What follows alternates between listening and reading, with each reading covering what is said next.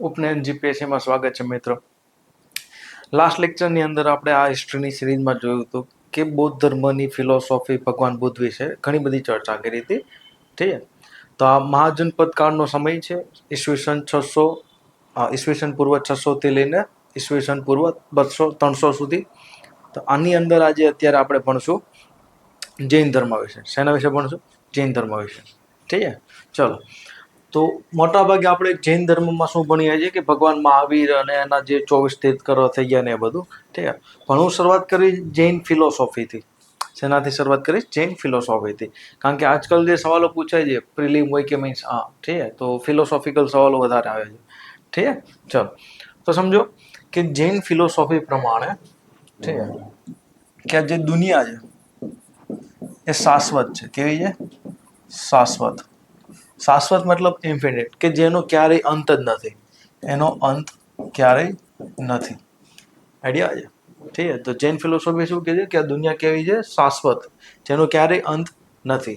પણ આ જે દુનિયા છે એના કાળ હોય છે, અલગ અલગ સમય. ઠીક, એને બે ભાગમાં વિભાજિત કરે છે જૈન ફિલોસોફી. કે ભાઈ આ દુનિયા તો ઇન્ફિનિટ છે, જેનો ક્યારેય અંત જ નથી. ઠીક છે, પણ એના સમય અલગ અલગ છે. તો બે ટાઈપના સમય હોય છે. ઠીક, એક છે ઉષ્ણ પેણી અને જે અવસપેણી. ઉષ્ણપેણી એટલે કે જ્યારે ઉત્થાનનો સમય હોય, મતલબ કે સારો સમય હોય. અને અવસપેણી મતલબ કે ભાઈ જ્યારે દુનિયાનું પતનનો સમય ચાલતો હોય, મતલબ કે દુનિયામાં પાપ ને બધું વધી ગયું હોય. સમજ પડી? ઠીક કે ભાઈ જૈન ફિલોસોફી શું કહે છે કે ભાઈ જે સમય છે ઠીક એને બે ભાગમાં વિભાજિત કરે છે, ઉષ્ણપેણી અને અવસપેણી. ઠીક કે ભાઈ જ્યારે ઉષ્ણપેણી કે સારો સમય હોય છે અને અવસપેણી મતલબ કે ખરાબ સમય હોય છે.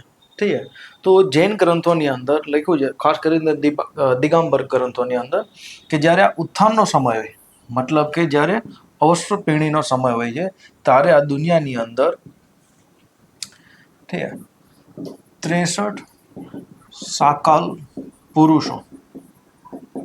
કેટલા? 63 સાકાલ પુરુષો જન્મ લે છે. કેટલા? 63 સાકાલ પુરુષો. ઠીક, જેની અંદર 24 તો તીર્થકરો હોય છે. 24 કોણ હોય છે? તીર્થકર. અને 12 જેટલા ચક્રવર્તી શાસકો આવે. બાકી બધા મહાપુરુષો.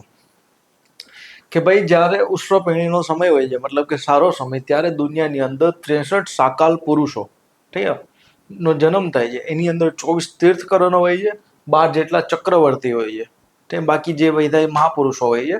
અને જ્યારે પતનનો સમય હોય છે ઠીક મતલબ કે અવસપેણીનો સમય, ત્યારે દુનિયામાં માનવી છે એની જે ઊંચાઈ મતલબ કે એની હાઈટ ઓછી થવા મળે છે. શું થવા મળે છે?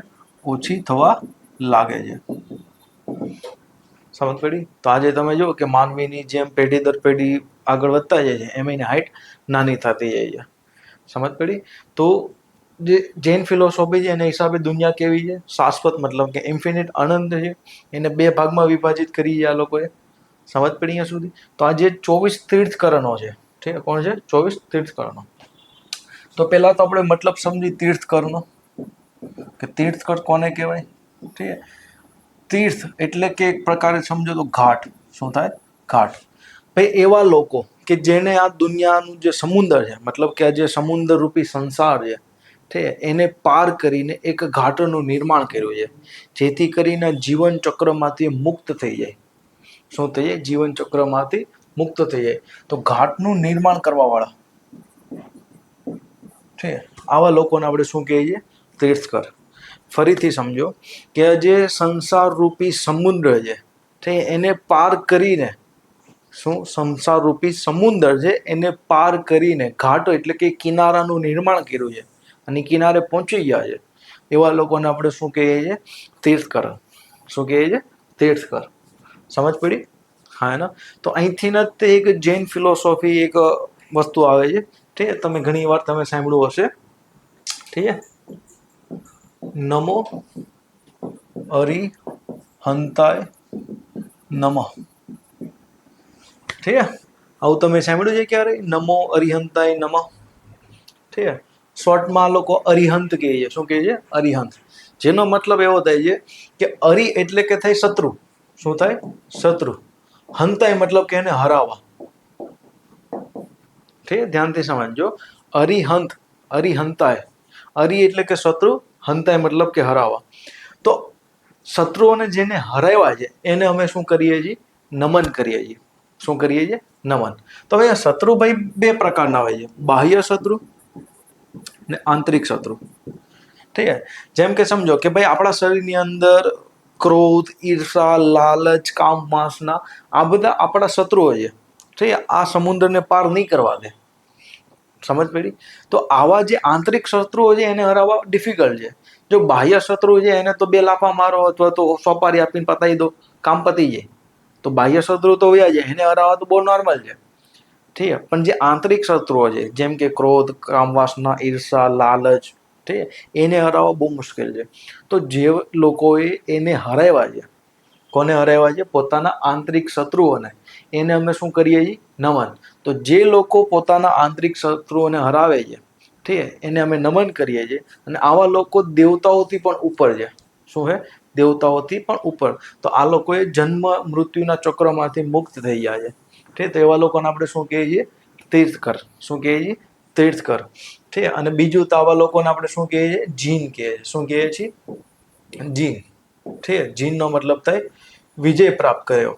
કોની સામે વિજય પ્રાપ્ત કર્યો છે? પોતાના શત્રુઓ પ્રત્યે. અને શત્રુઓ ક્યાં હતા? સમજ પડી? ઠીક. અને આવા જે લોકો છે, જીન લોકો, એના જે અનુયાયી છે, કોણ છે? એના ફોલોવર્સ, અનુયાયી, એને કહેવાય છે જૈન. શું કહેવાય છે? જૈન. ઠીક છે. અહીંથી એક બીજો શબ્દ બી તમે સાંભળ્યો છે, જીતેન્દ્ર. ઠીક છે. શું સાંભળ્યો છે? જીતેન્દ્ર. ઠીક છે. કે જેણે પોતાની ઇન્દ્રિયો ઉપર જીત મેળવી છે. ઠીક છે. પડી સમજ? હા ના. તો તીર્થકર એટલે કે ભાઈ જે ઘાટનું નિર્માણ કરે છે. ઠીક છે. પછી આપણે સમજ્યા કે ભાઈ નમો અરિહંતાય નમઃ, કે ભાઈ જેણે પોતાના શત્રુઓને હરાવ્યા છે. કેવા શત્રુ? આંતરિક શત્રુઓને. ઠીક. એને અમે શું કરીએ છીએ? નમન. ઠીક. અને જે હરાવ્યા છે એને મતલબ કે આપણે જીન કીધા, કે જેણે વિજય પ્રાપ્ત કર્યો છે. અને એના અનુયાયીને આપણે શું કહીએ છીએ? જીન કહીએ છીએ. સમજ પડી? હા એના. તો આગળ આપણે અહીંયા હમણાં જોયું કે ભાઈ 63 જેટલા કોણ આવે છે? સાકાલ પુરુષો. એમાંથી 24 તીર્થકર અને 12 ચક્રવર્તી હશે. તો 24 તીર્થકરની આપણે ચર્ચા કરીએ. ઠીક છે. તો પહેલી વસ્તુ તો એ સમજી લો ધ્યાનમાં કે ભાઈ જૈન ધર્મનો ઉદ્ભવ ક્યારે થયો તો આપને એક્ઝેક્ટલી ખબર નથી. બસ આપણે એવું સમજીએ છીએ કે ભાઈ છેલ્લા જે 24માં તીર્થકરણ થઈ ગયા મહાવીર, ઠીક, એની આપણે વધારે ચર્ચા કરીએ છીએ. ઠીક. તો કે જેનો જન્મ થયો હતો ઈસવીસન પૂર્વ 599 આજુબાજુ. તો એક્ઝેક્ટલી આપને જૈન ધર્મની શરૂઆત ક્યાંથી થઈ હતી એની ખબર નથી. ઠીક છે. પણ આપણી પાસે ગ્રંથોના જે આધાર છે એના આધારે આપણે ખબર પડે છે કે ભાઈ પ્રથમ તીર્થકરણ કોણ થઈ ગયા છે? ઋષભદેવ. કોણ થઈ ગયા સૌ પ્રથમ તીર્થકરણ? ઋષભદેવ. ઠીક છે. આ ઋષભદેવ કે જેને આપણે આદિનાથ પણ કહીએ છીએ. શું કહીએ છીએ? આદિનાથ. એની ચર્ચા, એનો ઉલ્લેખ આપને ઋગ્વેદની અંદર જોવા મળે છે. ક્યાં જોવા મળે છે? ઋગ્વેદની અંદર. કોનો? ઋષભદેવનો. મતલબ કે આદિનાથનો. પ્લસ ભાગવત પુરાણ. ભાગવત પુરાણની અંદર પણ આપને શેની ચર્ચા જોવા મળે છે? ઋષભદેવની. પડી સમજ? તો 2-3 પુરાણોમાં પણ ઉલ્લેખ છે, પ્લસ ઋગ્વેદની અંદર પણ ઉલ્લેખ છે. કોનો? આદિનાથ એટલે કે ઋષભદેવ, કે જેને આપણે પ્રથમ તીર્થકરણ માનીએ છીએ. સમજ પડી? એમના જે પુત્ર થાય છે એમનું નામ છે ભરત. શું નામ છે? ભરત. અને પ્રથમ ચક્રવર્તી બને છે. કોણ? ભરત. પ્રથમ ચક્રવર્તી. ઠીક છે. અને મેં જૈન થોડાક ગ્રંથો વાંચ્યા છે, તો એના હિસાબે એવું છે કે ઋષભદેવના પુત્ર જે ભરત છે એમના જે પુત્ર છે, ઠીક છે, એ આગળ જતા 24માં તીર્થકરણ મહાવીર સ્વામી બને છે. એની આખી એક સ્ટોરી છે, તમે સાંભળી હોય તો. ઠીક છે. ચલો, બહુ આપણે ડિટેલમાં જવા નથી, આપણે એક્ઝામ લગતું જ ખાલી જોવાનું છે. ઠીક છે. તો સમજો કે પહેલા જે ઋષભ દેવ થઈ ગયા તીર્થકર, ઠીક છે, એનું બીજું નામ શું છે? આદિનાથ. ઠીક છે. આ બધા એના લાંછન છે. લાંછન મતલબ કે એના પ્રતીકો, સિમ્બોલ. કારણ કે સમયમાં મૂર્તિઓ બનતી ને સ્ટાર્ટિંગમાં, તો એના પ્રતીક તરીકે આપણે એના મૂર્તિઓની જગ્યાએ શું યુઝ કરતા, કોઈ ચિહ્ન યુઝ કરતા. ઠીક છે, તો એનું ચિહ્ન છે વૃષભ. પડી સમજ? ઠીક છે. હવે જો 24 તીર્થ કરે છે, સ્વાભાવિક વસ્તુ છે કે બધા યાદ નથી રહેવાના, તો જે મેઇન ઇમ્પોર્ટન્ટ છે એને યાદ રાખશું આપણે. ઠીક છે. જેમ કે 19માં છે મલ્લીનાથ. કોણ છે? મલ્લીનાથ. હવે અહીંયા સૌથી મોટું કોન્ટ્રોવર્સી કે ભાઈ જે કહો ને બબાલ એ છે કે શ્વેતાંબરના હિસાબે મલ્લી એક મહિલા હતી. શું હતી? મહિલા. ઠીક છે. પણ દિગંબરના હિસાબે એક પુરુષ છે. શું હે? પુરુષ. સમજ પડી? જો તમે શ્વેતાંબર ગ્રંથો વાંચો તો શ્વેતાંબર ગ્રંથની અંદર એક વાર્તા લખાણી છે કે એક મહાબલી નામના રાજા થઈ ગયા. કેવા રાજા થઈ ગયા? મહાબલી નામના રાજા. ઠીક છે. એને પોતાના 7 મિત્રો સાથે સંસારનો ત્યાગ કર્યો હતો.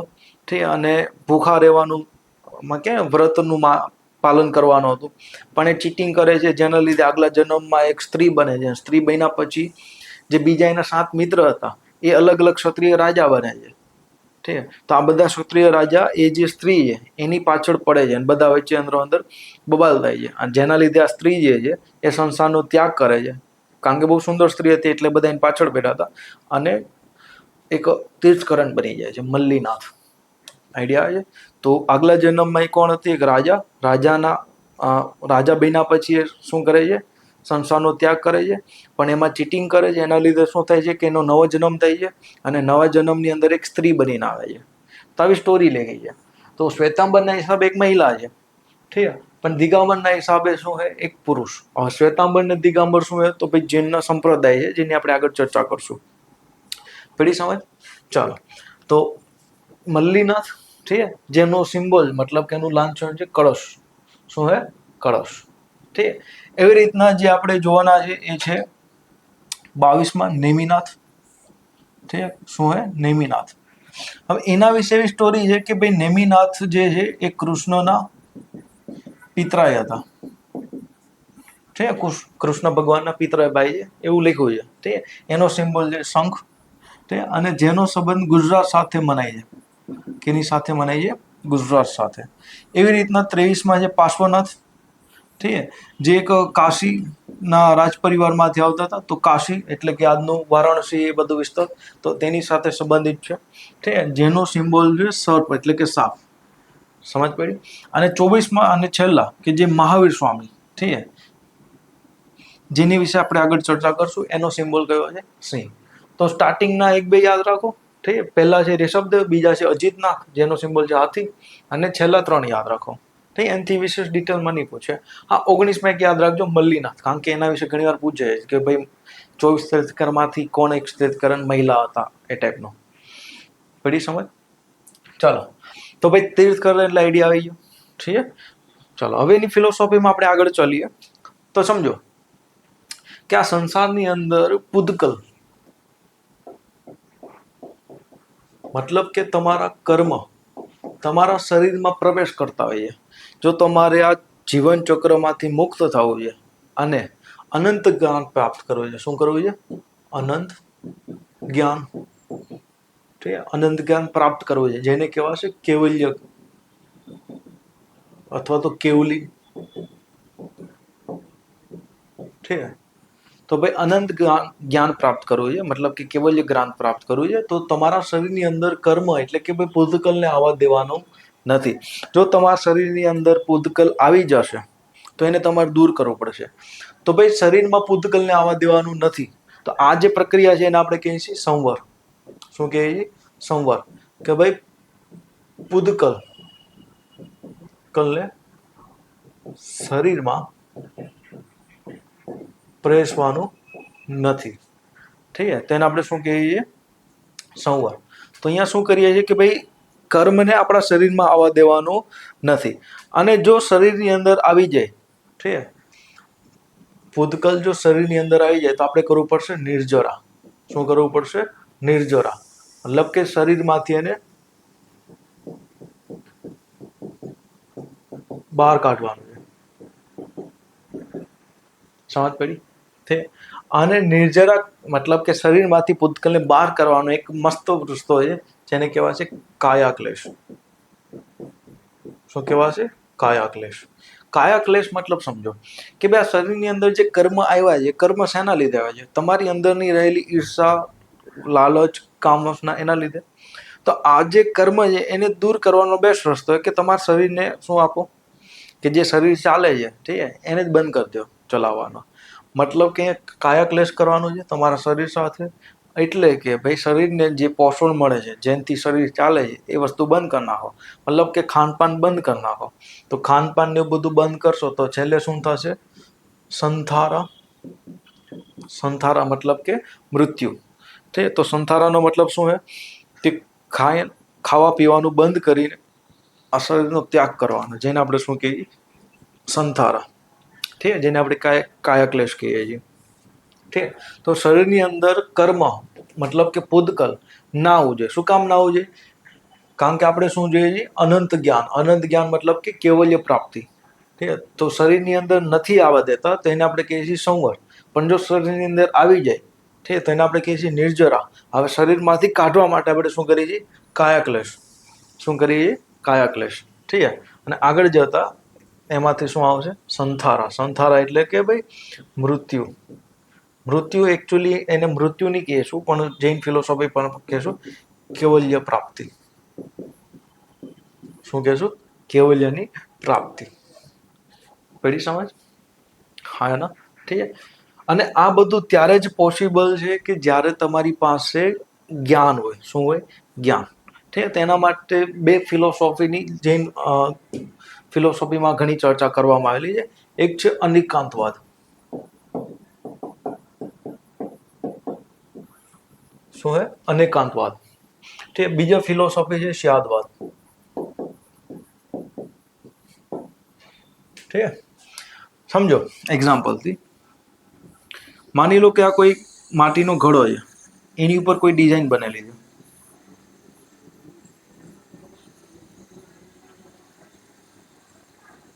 ઠીક. તો હું તમને પૂછું કે ભાઈ આ શું છે, તો તમારામાંથી કોઈ કહેશે કે ભાઈ પાણી ભરવાનું એક પાત્ર છે. તમારામાંથી કોઈ કહેશે માટી. તમારામાંથી કોઈ કહેશે અનાજ ભરવાનું પાત્ર. કોઈ કહેશે એક કલાકારની કૃતિ. ઠીક. કોઈ કહેશે કે ભાઈ ચિત્ર બનાવવાનું માધ્યમ.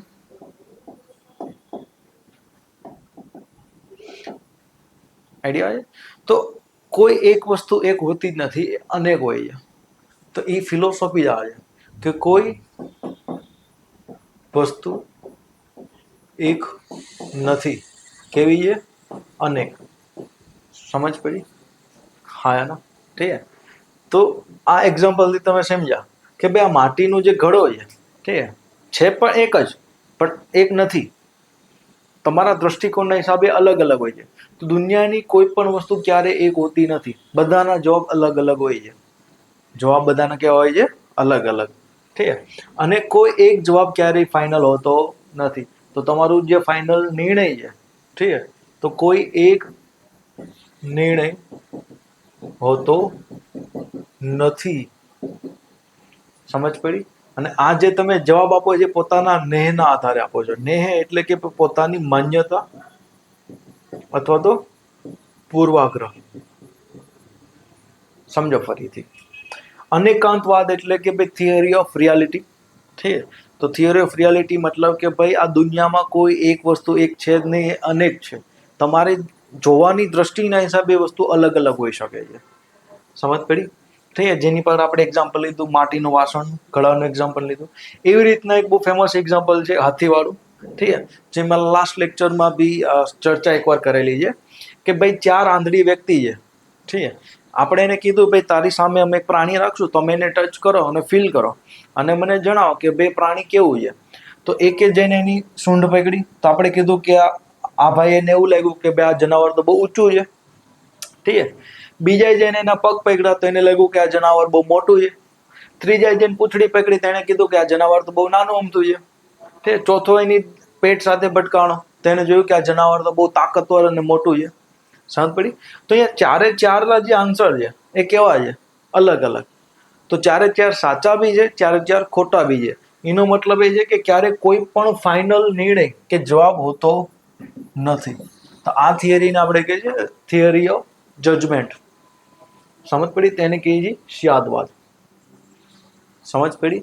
તો આ દુનિયાને જોવાની રીત જ આખી સમજો બદલી જશે. ઠીક છે? જેમ કે આપણે જીપીએસસી આપીએ કે યુપીએસસીની મેન્સની એક્ઝામ લખીએ તો ઘણીવાર આપણે ચર્ચા કરતા હોઈએ કે ભાઈ કોઈ પણ ટોપિકને જુઓ અલગ અલગ એંગલથી, ખાલી એક એંગલથી ના જુઓ, બધી બાજુ તેને જુઓ. ઠીક છે? તો એ શું છે? અનેકાંતવાદ. અને જે તમે આન્સર લખો છો એક્ઝામની અંદર, મીન્સની અંદર, એ તમારો આન્સર ક્યારેય સાચો નથી, ક્યારેય ખોટો બી નથી. તો એને આપણે શું કહીએ છીએ? સ્યાદવાદ. સમજ પડી? કારણ કે જે 50 લોકો આન્સર લખવાના છે તો 50ના આન્સર અલગ અલગ હોઈ શકે છે. તો 50 સાચા બી છે, 50 ખોટા બી છે.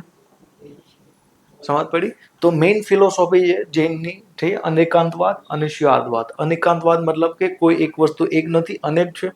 ઠીક? એવી રીતના એ જે વસ્તુનો જવાબ તમે આપો છો એ જવાબ ક્યારે ફાઇનલ હોતા નથી. સમજ પડી? હા એના ઠીક છે? ચાલો, તો અહીંથી ને આપણે એક ફિલોસોફી આવે છે જૈનની, છે ને, જેને આપણે કહીએ છીએ ત્રિરત્ન. શું કહીએ છીએ? ત્રિરત્ન. ઠીક છે?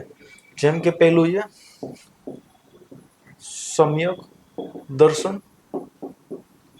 ઠીક છે? સમ્યક દર્શનનો મતલબ શું થાય છે? જોવું. શું થાય છે? જોવું. તો તમારા જ્ઞાન છે ના વધારા માટે તમારો જે દ્રષ્ટિકોણ છે એને વધારો. શું કરો? વધારો. સમજ પડી? ઠીક? અહીંયા કઈ ફિલોસોફી લાગે છે? અનેકાંતવાદ. આપણી એક્ઝામમાં બી બહુ કમ આવશે કે જો ખાલી ગોખણ પટ્ટી જ કરી છે તો પ્રિલિમ પાસ કરી શકો, મીન્સ ના કરી શકો. તો અહીંયા શું કહે છે કે ભાઈ તમારું દર્શન મતલબ કે તમારા જે જોવાની ક્ષમતા છે એને વધારો, એને બધા એંગલથી જુઓ, તમારો દ્રષ્ટિકોણ બદલો. ઠીક? હર એક એંગલથી જુઓ, જેનાથી શું થશે? ઠીક? તમારા જ્ઞાનમાં વધારો થશે. આઈડિયા છે? તો આ કઈ ફિલોસોફી છે? અનેકાંતવાદ. ઠીક? તો જ્ઞાનના વધારા માટે પહેલા તો શું કરવું પડશે? દર્શન. આઈડિયા આવે છે? અને દર્શન કરશો તો શું આવશે? જ્ઞાન. કેટલું જ્ઞાન આવશે? ત્રિકાળ જ્ઞાન. ઠીક? જ્યારે તમારી અંદર ત્રિકાળ જ્ઞાન આવી જાય તો તમે દેવતાઓથી પણ ઉપર થઈ જાઓ.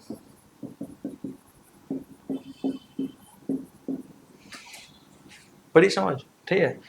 શું કે ભાઈ પહેલા તો તમારું દ્રષ્ટિને ડેવલપ કરો, દર્શનને. ઠીક? જોવાની રીત બદલો. ઠીક? એના પછી તો તમારા જ્ઞાનમાં વધારો થશે અને એવું જ્ઞાન હશે, ઠીક, કે જે ફાઇનલ આન્સર હશે એનો. તો અહીંયા તમારો સ્યાદવાદ આવશે. શું આવશે? સ્યાદવાદ. પડી સમજ? ઠીક? અને આ બધું કરશો એટલે તમારા ચરિત્રની અંદર શું આવશે? પરિવર્તન. શું આવશે? ચરિત્રમાં પરિવર્તન. પડી સમજ? તો હવે તમે શું બની જશો? એક પ્રકારે ખુદ એક દેવતા. ઠીક? અને તમે બની ગયા અરહત.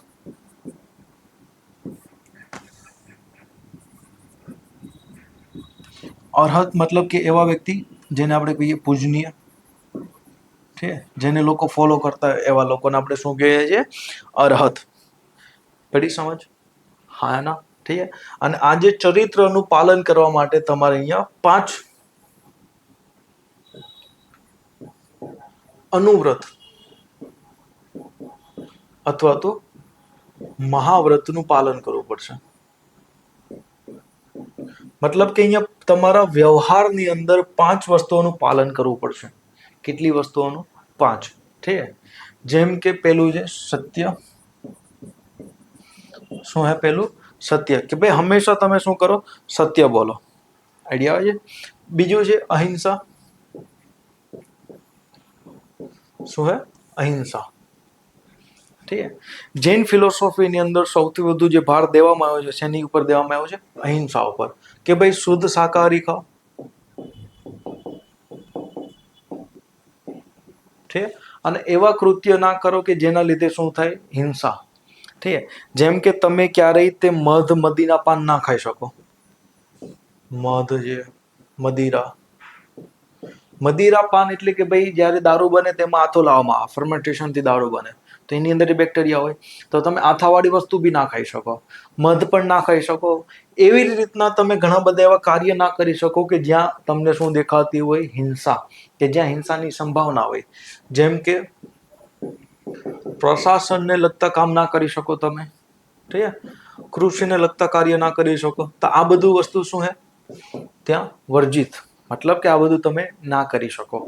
ઠીક છે. તો બેસ્ટ વસ્તુ કઈ છે, તો ભાઈ શું કરો, વ્યાપાર અથવા વ્યવસાય. આઈડિયા. તો તમે લોકો જૈન લોકો જુઓ આજની તારીખમાં પણ શું કરે છે, વ્યાપાર અને વ્યવસાય જ કરશે. અને ખુદ મેન્યુફેક્ચરિંગ નહીં કરે. શું કરશે, કોઈ મેન્યુફેક્ચરિંગ કરશે, ઠીક, એ સામાન લે છે અને સામાનને લઈને વેચશે. મીડિયેટર તરીકે કામ કરે છે. સમજ પડી? હા ના. તો ભાઈ અહિંસા ઉપર બહુ વધુ ફોકસ કરવામાં આવ્યો છે. ક્યાં ફોકસ કરવામાં આવ્યો છે, અહિંસા ઉપર. પડી સમજ? ઠીક છે. તો પ્રશાસનમાં હિંસા થાય છે, કૃષિમાં તમે જાણો છો કે ભાઈ વૃક્ષ ને બધું છે, એની અંદર એ શું છે, જીવ. શું છે, જીવ. તો એક ટોપિક અહીંયા સમજજો.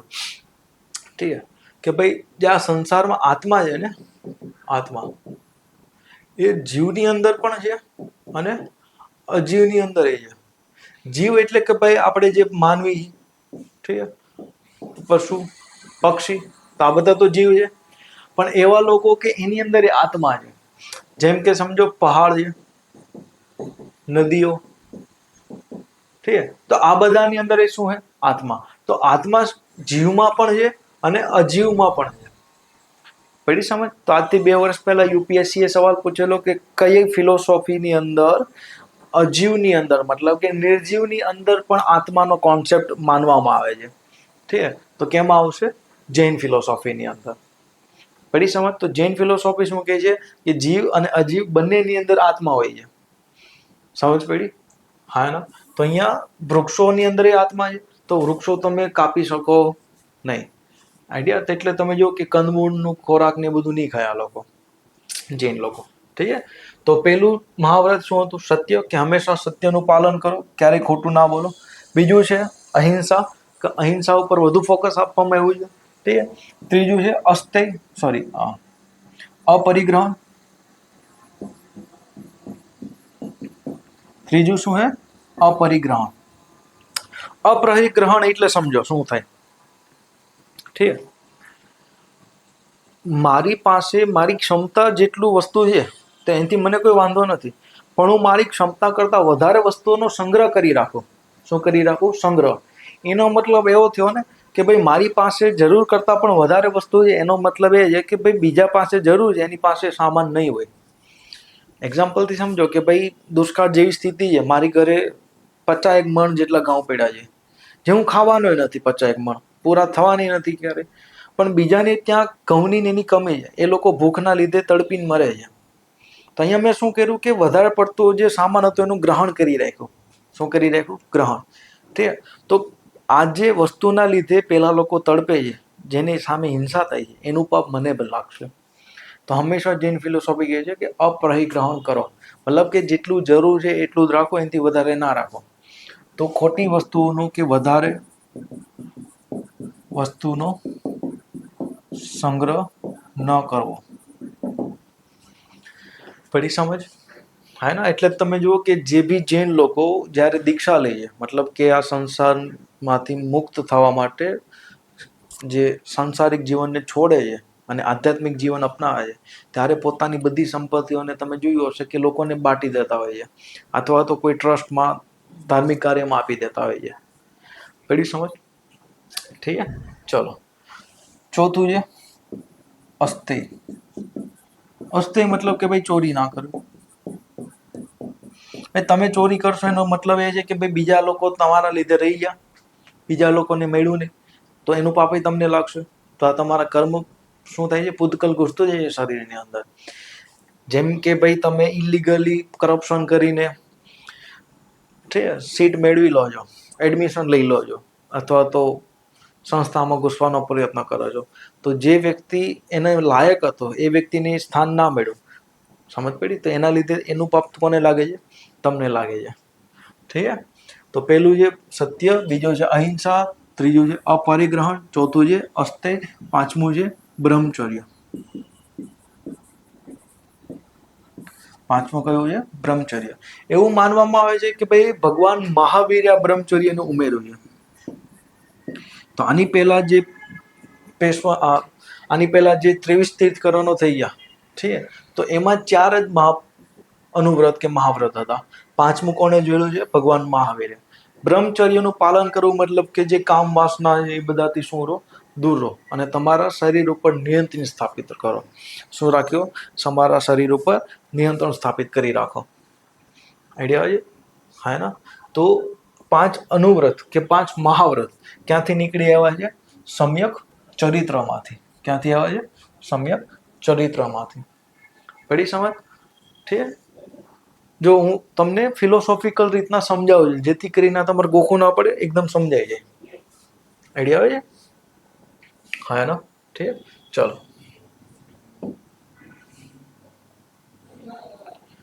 તો 3 રત્ન: સમ્યક દર્શન, સમ્યક જ્ઞાન, સમ્યક ચરિત્ર. સમ્યક ચરિત્ર કે જેમાં તમારું જે વ્યવહાર છે, ઠીક છે, એ બદલાઈ જવા જોઈએ. તો વ્યવહાર માટે 5 અનુવ્રત કે મહાવ્રતનું પાલન કરવાનું છે, ઠીક છે, જેમાં સત્ય, અહિંસા, અપરિગ્રહણ, અસ્તેય અને બ્રહ્મચર્ય આ બધું આવશે એની. ચલો, તો હવે સમજો કે જ્યારે તમારું ચરિત્રની અંદર એ પરિવર્તન આવશે તો તમે બની જશો નિગ્રંથ. કેવા બની જશો? નિગ્રંથ. નિગ્રંથ એટલે કે ભાઈ બધી જ ગ્રંથિઓથી મુક્ત.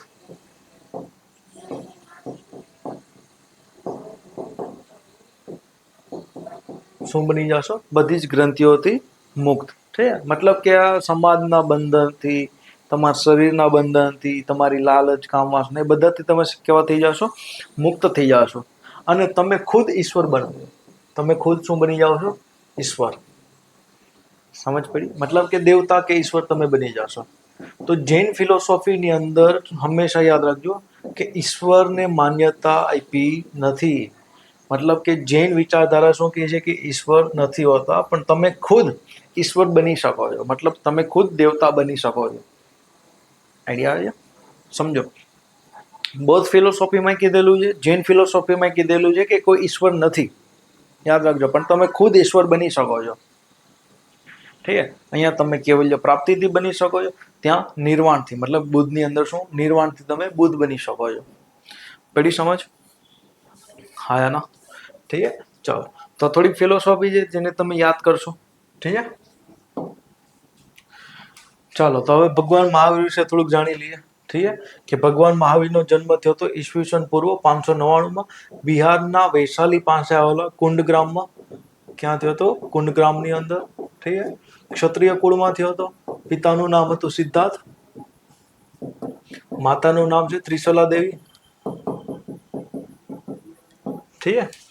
ચાલો, તો આ જીસીઆરટીમાં આ વસ્તુ લખેલી છે. ઠીક છે. આ જીસીઆરટીનો ફોટો છે. પણ હવે હું તમને થોડુંક સ્ટોરી સમજાવવા માંગુ છું કે શ્વેતાંબર અને દિગંબર પરંપરા પ્રમાણે થોડીક વાર્તા થોડીક અલગ છે. ઠીક છે. તો શ્વેતાંબર સ્ટોરી એવી કહે છે કે ભાઈ એક બ્રાહ્મણ પરિવારની અંદર એક મહિલા હતી જેનું નામ હતું દેવનંદી. ઠીક. એની ગર્ભની અંદર ભગવાન મહાવીરનો જન્મ થયો હતો. મતલબ કે એના ગર્ભમાં હતા. પણ ઇન્દ્ર નહોતા ઈચ્છતા કે ભાઈ એક બ્રાહ્મણના ઘર ઉપર એક તીર્થકરનો જન્મ થાય. એના લીધે શું કરે છે કે ઇન્દ્ર કે જે દેવાનંદી છે, ઠીક છે, દેવાનંદી એના ગર્ભમાંથી ભગવાન મહાવીરને ટ્રાન્સફર કરી દે છે ત્રિશલા દેવીની અંદર. મતલબ એક ક્ષત્રિય કુળની અંદર. સમજ પડી? અને જ્યારે ત્રિશલા દેવીના ગર્ભમાં આવી જાય ત્યાં સુધીમાં ભગવાન મહાવીર ઓલરેડી ધ્યાનની અંદર બેઠા હતા. ગર્ભમાં કેમાં બેઠા હતા? ધ્યાનમાં. હલનચલન એવું બધું બંધ કરી નાખ્યું હતું. પણ એની માતાને શંકા જ હતી કે ભાઈ બાળક તો મરી તો નથી ગયું. એના લીધે ક્યારેક ક્યારેક ભગવાન મહાવીર શું કરતા કે હલતા. તો એને ગર્ભની અંદર જ ડિસાઈડ કરી રાખ્યું હતું કે હું જન્મ પછી માતા પિતાને આજ્ઞા લઈને ઠીક હું સંસારનો ત્યાગ કરીશ. શું કરીશ? સંસારનો ત્યાગ કરીશ. પડી સમજ? તો આવી એક સ્ટોરી લખાણી છે જૈન ફિલોસોફીની અંદર. ઠીક. ખાસ કરીને શ્વેતાંબરની અંદર. ઠીક. દિગંબરમાં કોઈ સ્ટોરી નથી, સિમ્પલ વસ્તુ છે. ઠીક. પછી અહીંયા જે ભગવાનના જે વિવાહ છે એને લગતું પણ એક ડિસ્પ્યુટ છે. ઠીક. તો અહીંયા લખ્યું હશે કે જો કે યોગ્ય ઉંમરે એની યશોદા નામની રાજકુમારી સાથે લગ્ન થયા હતા અને એના દ્વારા પ્રિયદર્શન નામના પુત્રીનો જન્મ થયો હતો. તો શ્વેતાંબર ફિલોસોફીમાં, શ્વેતાંબર ગ્રંથમાં લખેલું છે કે એનો વિવાહ થયો હતો, પણ દિગંબરની અંદર લખ્યું છે કે ભાઈ એને વિવાહ કર્યો જ નથી ક્યારેય. ઠીક છે, સમજો કે દિગંબર ગ્રંથોની અંદર લખ્યું છે કે ક્યારેય વિવાહ એમને કર્યો જ નથી. પડી સમજ? હા ના? ઠીક છે. બીજું કે એને સંન્યાસ ક્યારે લીધો? ઠીક છે, તો અહીંયા આપણે મોસ્ટ ઓફલી જાણીએ છીએ કે ભાઈ 30 વર્ષની ઉંમરે તેને પોતાના ભાઈ નંદવર્ધનની રજા લઈને સંસારનો ત્યાગ કર્યો. 12 વર્ષ સુધી ઉગ્ર તપ ને એવું બધું કર્યું, અને છેલ્લે એને શું થાય છે, 13મા વર્ષે ઠીક છે, એક નદીના કિનારે કેવલ્ય જ્ઞાન થાય છે. કઈ નદી છે? વૃક્ષપાલિકા નદીના કિનારે શું થાય છે? જ્ઞાનની પ્રાપ્તિ થાય છે. ઠીક છે. અહીંયા ફરીથી એમ ડિબેટ, ઠીક છે, કે ભાઈ શ્વેતાંબરના હિસાબે, શ્વેતાંબર ફિલોસોફીના હિસાબે, શ્વેતાંબર ગ્રંથના હિસાબે કે ભાઈ એમને માતા પિતાના મૃત્યુ પછી, ઠીક છે, માતા પિતાના મૃત્યુ પછી, ઠીક છે, શું લીધું હતું? સંન્યાસ લીધો હતો. પણ દિગંબરના હિસાબે માતા પિતાની આજ્ઞા લઈને, મતલબ કે જ્યારે જીવતા હતા, ઠીક છે, તો પોતાના માતા પિતાની આજ્ઞા લઈને શું કરે છે? સંસારનો ત્યાગ કરે છે. સમજ પડી? ઠીક છે, ચાલો. તો ભાઈ જ્યારે કેવલ્ય જ્ઞાનની પ્રાપ્તિ થઈ જાય છે ભગવાન મહાવીરને, ત્યારે શું થાય છે? તો ફરીથી સેમ શ્વેતાંબરના હિસાબે સ્ટોરી કંઈક એવી છે કે જ્યારે ભગવાન મહાવીરને કેવલ્ય જ્ઞાનની પ્રાપ્તિ થઈ જાય છે, તો ખુદ ભટકીને, મતલબ કે ફરીને લોકોને જ્ઞાન આપે છે. શું આપે છે? લોકોને જ્ઞાન. પણ દિગંબર ફિલોસોફીના હિસાબે, દિગંબર ગ્રંથના હિસાબે ભગવાન મહાવીર કે જેને પોતાના બધા જ ગ્રંથોથી મુક્ત થઈ ગયા, નિગ્રંથ થઈ ગયા છે, અને ત્રિકાળ જ્ઞાન પ્રાપ્ત થઈ ગયું છે, ઠીક છે, તો તેણે ભૂખ, ઠીક છે, નીર મતલબ કે પાણી છે, પોતાની ઇન્દ્રિયો છે, બધા ઉપર શું કરી રાખ્યું હતું? નિયંત્રણ. તો એ દેવતાથી પણ ઉપર થઈ ગયા. તો થાય છે એવું કે ભાઈ ઇન્દ્રના જે સભાગર છે, ઇન્દ્રના સભાગર, ઠીક, તો ત્યાં આવીને પદ્માસન અવસ્થામાં બેસી જાય છે. મતલબ કે જે ભગવાન છે એ ક્યાં બેસી જાય છે? એક પ્રકારે સમજો તો સ્વર્ગની અંદર પદ્માસન અવસ્થામાં. અને ત્યાંથી મનુષ્ય પ્રાણીઓમાં પોતાના ધ્વનિનો પ્રચાર કરે છે. મતલબ કે પોતાના જ્ઞાનનો પ્રચાર ક્યાંથી કરે છે? ઉપર ક્યાંક બેસેલા છે ત્યાંથી શું કરે છે? પોતાના જ્ઞાનનો પ્રચાર કરે છે. અને આ જ્ઞાનના પ્રચાર કરવા માટે એને અલગ અલગ 11 જેટલા ગણધરોની નિયુક્તિ કરેલી. મતલબ કે ગણધર એટલે એના ફોલોવર્સ. ગણધર મતલબ કે એના ફોલોઅર્સ કેટલા હતા? 11. ગણ એટલે કે તમે જાણો જ છો કે ગણ એવા રાજ્યો કે જ્યાં કોઈ રાજા નથી પણ બધા રાજા છે, ઠીક છે. ધર એટલે કે ભાઈ એના મુખ્ય, ઠીક છે. તો આવા 11 લોકોની નિયુક્તિ કરે છે. કોણ? ભગવાન મહાવીર. મતલબ નિયુક્તિ નથી કરતા, પણ આ લોકો 11 લોકો એવા ગણના મુખ્ય હતા કે જેને ભગવાન મહાવીર છે એ જ્ઞાન આપે છે. શું આપે છે? જ્ઞાન. તો આ જે 11 લોકો છે એ આ જ્ઞાનને શું કરે છે? જ્ઞાન એટલે કે પ્રવચન છે, ઠીક છે, એક લિપિબદ્ધ કરે છે. શું કરે છે? લિપિબદ્ધ મતલબ કે લખે છે. શું કરે છે? આને લખી લે છે. એને આપણે શું કહે છે? 11 આગમ. શું કહે છે? આગમ ગ્રંથ. આગમ ગ્રંથ, ઠીક છે. કોણે લખ્યા છે? આવા 11 ગણધરોએ. કોણે લખ્યા છે? 11 ગણધરોએ, ઠીક છે, જેને આપણે શું કહીએ છીએ? આગમ ગ્રંથ, ઠીક છે. આ કેના હિસાબે ચાલે છે? દિગંબરના હિસાબે. કેના હિસાબે? દિગંબર ના હિસાબે જે ભગવાન મહાવીરના જે પ્રવચનો હતા એને લિપિબદ્ધ કર્યા, લખી લીધા. કઈ ભાષામાં લખ્યા છે? તો પ્રાકૃત ભાષા. કઈ ભાષા? પ્રાકૃત, ઠીક છે, ઠીક છે. અને જે મગધ પાસે બોલાશે એને અર્ધ માગધી કહેશું. સમજ પડી? તો પ્રાકૃત ભાષા અથવા તો એને આપણે શું કહેશું? અર્ધ માગધી ભાષા, એમાં લખાશું. સમજ પડી? તો દિગંબરના હિસાબે જે ગ્રંથો લખાય છે એને કહેશું આગમ. અને જે શ્વેતાંબરો લખે છે એને કહેશું પર્વ. શું કહેશું? પર્વ. તો 14 જેટલા પર્વ છે. તો શ્વેતાંબર દ્વારા જે ભગવાન મહાવીરના જે પ્રવચનો છે, જ્ઞાન છે, એને લિપિબદ્ધ કર્યો, એને આપણે કહીએ છીએ પર્વ, જે 14 જેટલા છે. અને દિગંબરના હિસાબે જે ગ્રંથો લખાણા છે એને આપણે શું કહીએ છીએ? આગમ ગ્રંથ. શું કહીએ છીએ? આગમ ગ્રંથ. પડી સમજ? ઠીક છે, ચાલો. તો અહીંયા સૌથી મોટો જે પ્રશ્ન છે શ્વેતાંબર ને દિગંબરનો,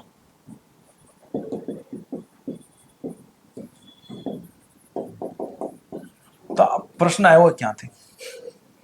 ઠીક છે, તો એક્ઝેક્ટલી સ્ટોરી નથી, પણ બહુ બધા ગ્રંથોમાં વસ્તુ લખેલી છે કે જ્યારે ચંદ્રગુપ્ત મૌર્ય નું શાસન હતું ત્યારે શું થાય છે કે ઉત્તર ભારતની અંદર 12 વર્ષ સુધી દુષ્કાળ પડે છે. શું પડે છે? 12 વર્ષ સુધી દુષ્કાળ. એના લીધે શું થાય છે કે ભાઈ આ દુષ્કાળની અંદર ખાવા પીવાનું મળતું નથી, અને જો તમારે સર્વાઈવ કરવું હોય તો તમારે 5 મહાવ્રત જે પાલન કરવા જોઈએ એને તમારે ક્યાંક ને ક્યાંક બાંધછોડ કરવી પડે.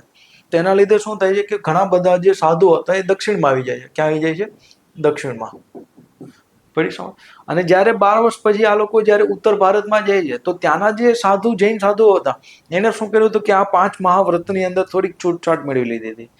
જેમ કે દુષ્કાળની અંદર ખાવા પીવાનું નહોતું મળતું, એને લીધે એ લોકો ક્યારેક ક્યારેક માંસાહારનો પણ ઉપયોગ કરતા હતા. શેનો ઉપયોગ કરતા હતા? માંસાહારનો. પડી સમજ? તો અહીંયા શું થાય છે કે બંને વચ્ચે વિવાદ ચાલુ થઈ જાય, તો એમાંથી ભાગ પડી ગયા. શું પડી ગયા? ભાગ. તો જે ઉત્તર ભારતમાં રહી ગયા હતા એ બધા શ્વેતાંબર, અને જે દક્ષિણમાં ગયા હતા એ બધા દિગંબર. પડી સમજ? અને ભાગ પડવાનું એક મુખ્ય કારણ એ બી હતું કે શ્વેતાંબર કહેતા હતા કે અમે ભાઈ શ્વેત કપડાં પહેરશું. ઠીક? શું પહેરશું? શ્વેત કપડાં. કારણ કે આજના સમયમાં નગ્ન અવસ્થામાં ફરવું મુશ્કેલ છે. તો દિગંબર કહેશે કે નહીં, જે ચુસ્તપણે પાલન થવું જોઈએ. ઠીક? સંપત્તિનો બધો જ ત્યાગ કરીને આવો છો તો કપડાં પણ એક પ્રકારે શું છે? સંપત્તિ છે. તો એનો પણ શું કરવો પડશે? ત્યાગ. તો અહીંયા કપડાં પહેરવાના નથી, તો અહીંયા કેવું રહેવાનું છે? નગ્ન અવસ્થામાં. પડી સમજ?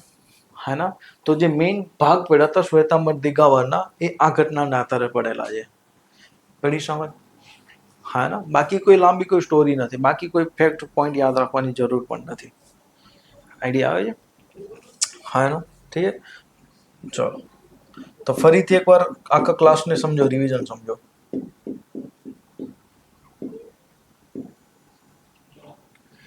જૈન ફિલોસોફી હિસાબે દુનિયા કેવી છે? શાશ્વત છે, જેને આપણે 2 કાળમાં વિભાજિત કરી, ઉષ્રપીણી અને અવસરપીણી. ઠીક? ઉત્થાનનો સમય અને પતનનો સમય. જ્યારે સારો સમય હશે ત્યારે 63 જેટલા સાકાલ પુરુષો આ દુનિયામાં આવશે, જેમાં 24 તીર્થંકરો હશે, 12 ચક્રવર્તી શાસકો હશે. ઠીક છે? હા ના? ઠીક? એની અંદર આપણે ચર્ચા કરી હતી કે ભાઈ તીર્થકર કોને કહેવાય? ઠીક? તો જેને સમુદ્ર રૂપી આ જે દુનિયા છે, ઠીક, આ જે સંસાર છે, એનો કિનારો સુધીને ઘાટનું નિર્માણ કરેલું છે, એવા લોકોને આપણે શું કહીએ? તીર્થકર. ઠીક? નમો હરિહંતાય નમ, કે એવા લોકોને અમે નમન કરીએ છીએ કે જેને પોતાના શત્રુઓને હરાવેલા છે. ઠીક? અહીંયા આપણે અલગ અલગ 24 તીર્થકરોની ચર્ચા કરેલી, જે આપણે મેઇન છે એને જ યાદ રાખશું. ઠીક છે? પછી પૂતગલ કે કર્મ આપણા શરીરની અંદર ના ઘૂસે એના માટેની આપણે પ્રક્રિયા આખી જોઈ હતી. છેલ્લે જોયું તો કાયાક્લેશ, એના લીધે આવું તો સંથારા, અથવા તો આને આપણે સંલેખના કહીએ છીએ. શું કહીએ છીએ? સંલેખના. ઠીક છે? એના પછી આપણે ફિલોસોફી સમજાતા સ્યાદવાદ અને અનેકાંતવાદ. ઠીક છે? કઈ ફિલોસોફી સમજાતા? સ્યાદવાદ અને અનેકાંતવાદ. અનેકાંતવાદ એટલે કોઈ એક વસ્તુ એક હોતી જ નથી, એ અનેક છે. ઠીક? એવી રીતના એનો ક્યારેય એક પરફેક્ટ જવાબ હોતો નથી, એને આપણે કહીએ છીએ સ્યાદવાદ. ઠીક? એક્ઝામ્પલથી સમજ પડી હશે. હા ના? ત્યાંથી જ ઉતરીને આવે છે ત્રિરત્ન. ઠીક છે? સમ્યક દર્શન એટલે કે બે તમારો દ્રષ્ટિકોણને શું કરો? વ્યાપ વધારો. ઠીક છે? જેથી કરીને તમને અનેકાંતવાદ નજરમાં આવે. ઠીક છે? મતલબ કોઈ એક વસ્તુને જાણવાની ખબર પડે. ઠીક છે? ત્યાંથી આવે છે સમ્યક દર્શન, સમ્યક જ્ઞાન, સમ્યક ચરિત્ર. અને ચરિત્રની અંદર 5 વ્રતોનું પાલન કરવાનું છે, જેને આપણે કીધું મહાવ્રત. ઠીક છે? શું કીધું? પંચ મહાવ્રત અથવા તો અનુવ્રત. ઠીક છે? પછી કીધું નિગ્રંથ, એટલે કે ભાઈ જે બધી ગ્રંથો તે મુક્ત થઈ ગયા છે એને કહેશું ઈશ્વરમાં માનતા નથી આ લોકો. ઠીક? પણ હા, તમે ખુદ ઈશ્વર બની શકો છો. પછી ભગવાન મહાવીર વિશેની થોડીક સ્ટોરી સાંભળી. ઠીક છે? શ્વેતાંબર ને દિગંબર બેના હિસાબે મેં ચર્ચા કરેલી છે. ઠીક છે? ચલો. પછી ગણધર કે 11 એવા લોકો હતા કે જેને ભગવાન મહાવીરના જે સંદેશ આવે છે એને આગળ વધારવાનું કાર્ય સોંપ્યું. ઠીક? કોણે? ભગવાન મહાવીરે. તો દિગંબર એવું કહે છે કે ભાઈ આ 11 લોકો હતા એ નીચે હતા ભગવાન મહાવીર ક્યાં હતા? સ્વર્ગમાં બેઠા હતા પદ્માસન અવસ્થામાં. ઠીક છે, તો આ લોકોએ પોતાના જે જ્ઞાન હતું, મતલબ કે ભગવાન મહાવીરના જ્ઞાન, એને લિપિબદ્ધ કર્યું. એને આપણે કીધું આગમ ગ્રંથ. શું નામ આપ્યું આપણે એને? આગમ ગ્રંથ. ઠીક છે. અને જે શ્વેતાંબર લોકો છે એ લોકો શું કર્યું? તો એને પોતાના ગ્રંથ મને એને આપણે શું કહીએ છીએ? પર્વ. સમજ પડી? હા એના. ઠીક છે, ચાલો. પછી શ્વેતાંબર અને દિગંબરની ચર્ચા કરી. ઠીક છે. તો હવે અહીંયા એક પોઈન્ટ બાકી રહી ગયો કે ભાઈ 72 વર્ષની ઉંમરે ઈસવીસન પૂર્વ 527માં મગધની રાજધાની રાજગીરી નજીક આવેલા પાવાપુરી, ઠીક છે, ત્યાં એનું શું થાય છે? નિર્વાણ. ઠીક છે, મતલબ કે મૃત્યુ થાય છે. ઠીક છે, ચાલો. તો આજના લેક્ચરથી તમને ઘણું બધું જાણવા મળ્યું હશે. આશા કરું છું કે તમને આગળ પણ આવી નોલેજ હું આપતો રહું. ઠીક છે. ઉપનયન જીપીએસસી સાથે જોડાયેલા રહ્યો. ધન્યવાદ. જય હિન્દ.